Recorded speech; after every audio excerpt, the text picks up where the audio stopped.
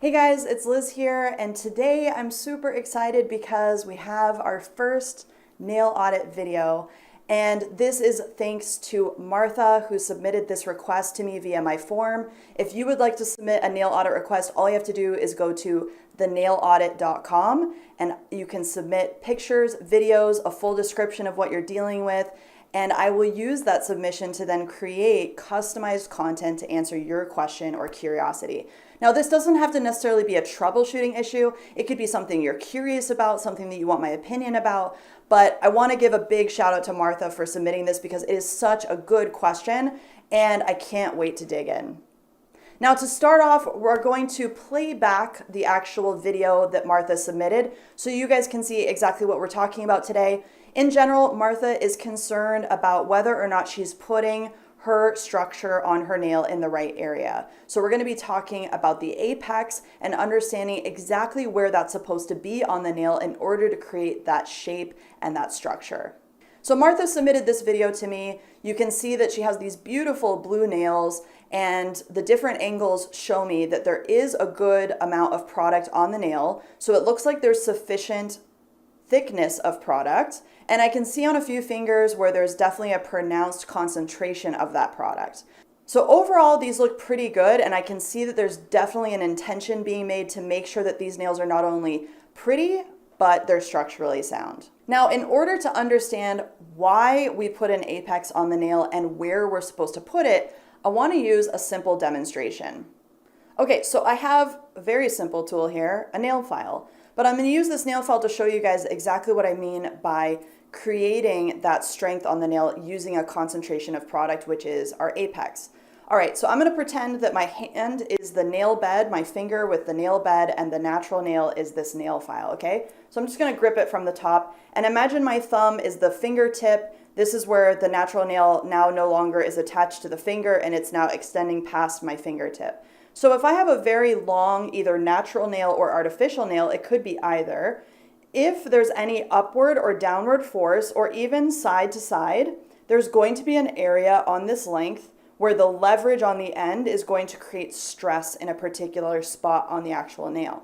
Where that stress is created, which to me looks like it's right here past the end of my fingertip, that is where I need to put the largest concentration of product. I'm going to put my apex there because that is going to add some thickness of product, but we're also going to create a very specific shape of product so that it's able to withstand any kind of force that comes its way as we're wearing the natural nail or the artificial nail. Okay, so if I put some leverage on the end of this finger, you can see that if the fingernail is wiggling, bending, or moving as it would, and this is obviously very exaggerated, but this leverage is going to create stress right here. And that's actually pretty typical for a very long artificial nail or natural nail. Usually when you break a long nail, it usually breaks right where the hyponychium attaches to that nail and right at the fingertip. And that's usually where it doesn't crack necessarily all the way down like it would on a natural nail, depending on the thickness of product, but usually it will crack right there, right where it starts to touch the meat.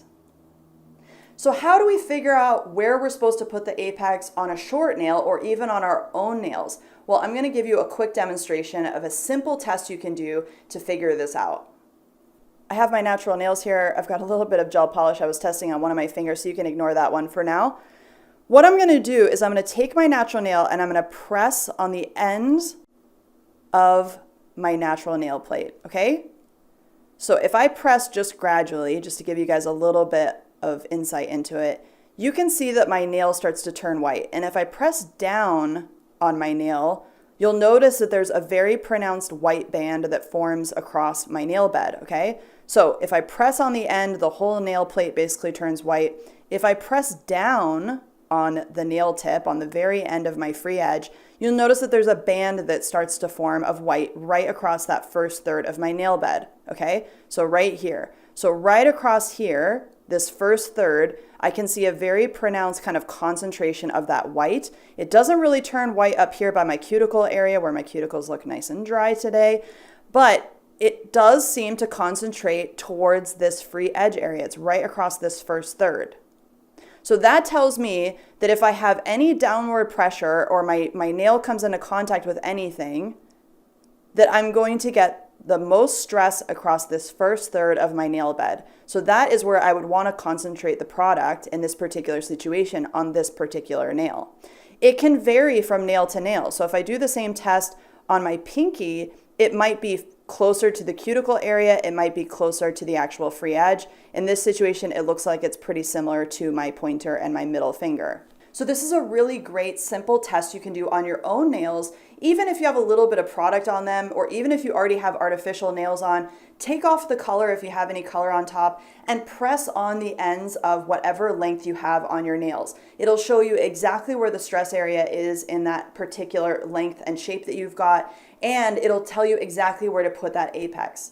Now, what is the apex? Well, the apex basically is a concentration of product, but we need to shape it in a very particular way to make sure that it works to our advantage. We can put a whole bunch of product in one given area, but if it's too flat, it's not going to function like that dome that we want. Now, the Romans used the dome and arch shape because it is the strongest architectural shape and structure that exists. They were very smart when they used the arch to create the aqueducts, as well as domed ceilings in buildings that are so beautiful and are still structurally sound today.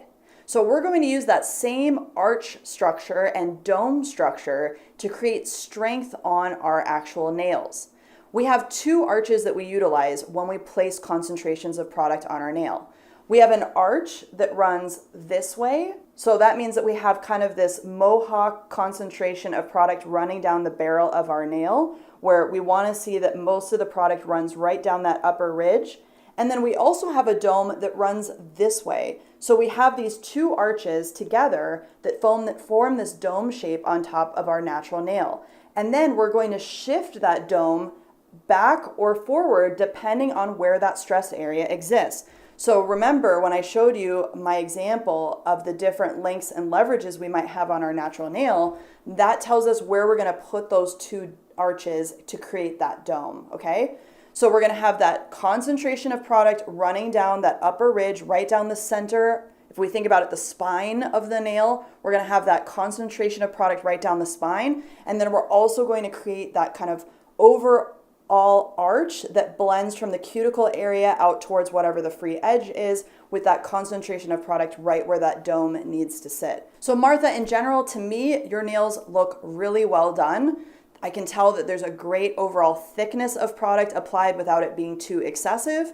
On your pointer finger, I would say that maybe the arch is a little bit too far back towards the cuticle area, but the best way to know for sure is to take off your color, or next time you take off your beautiful blue color, take a look at pressing down on the end of each one of your fingernails to see if you are actually matching that stress area with where you are placing the apex. So I hope this video was helpful to you, Martha, as well as everyone else who's going to watch it. This is the whole point of the nail audit, is you guys being able to ask me very pointed questions and me being able to provide a very pointed answer. So if you want to submit your nail audit request, all you have to do is go to thenailaudit.com, fill out that form, provide some pictures and or video for me, as well as a detailed description, and I'll be happy to create some content around how we can solve these types of issues, and I can provide education that's going to help you guys get the best results out of all of your nail services.